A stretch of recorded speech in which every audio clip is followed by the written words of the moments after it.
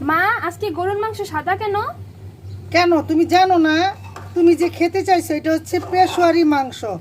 এখানে আমি মাংসটা ফ্রিজ থেকে বের করে ভালো করে পানিতে ভিজিয়ে রেখে কুটে কি করলাম, ভালো করে ধুয়ে তারপরে যে প্রেশার কুকারে দিলাম। এখানে আদা, রসুন, জিরা, ধনিয়া, তারপরে একটু হালকা মরিচ, হ্যাঁ, শুকনো মরিচের পাউডার দিলাম। কিন্তু এখানে আমি কি ব্যবহার করি নাই জানো? শুধু হলুদ ব্যবহার করি নাই এই মাংসটার মধ্যে।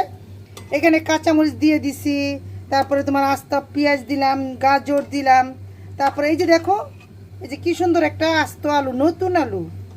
তুমি খেতে চাইছো আর আমি তোমাকে খাওয়াবো না? এটা কি করে বলো তুমি? তুমি আমার একমাত্র কন্যা সন্তান, আমার জগতের রানী। তুমি যা বলবো আমি তাই তোমাকে খাওয়াবো। আর ছোট মেয়ে চলে গেছে তার কলেজে, আর বড় মেয়ে আর আমি কি করতেছি, রান্না করতেছি। এটা হচ্ছে পাকিস্তানির একটা সুস্বাদু রান্না, এটাকে নাকি বলে পেশোয়ারি মাংস। সব আস্তা দিয়ে দিলাম, সাথে দুটো স্বাদ বাড়ানোর জন্য গাজরও দিলাম, এবং পরিশেষে কি দিলাম জানেন? এখানে কিন্তু ঘি দেওয়া আছে, তেল না।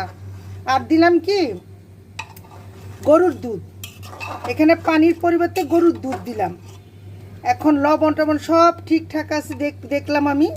হ্যাঁ, এই পর্যন্তই বন্ধুরা।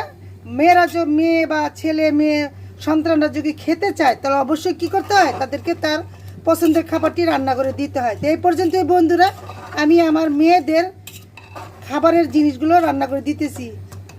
আল্লাহ হাফেজ।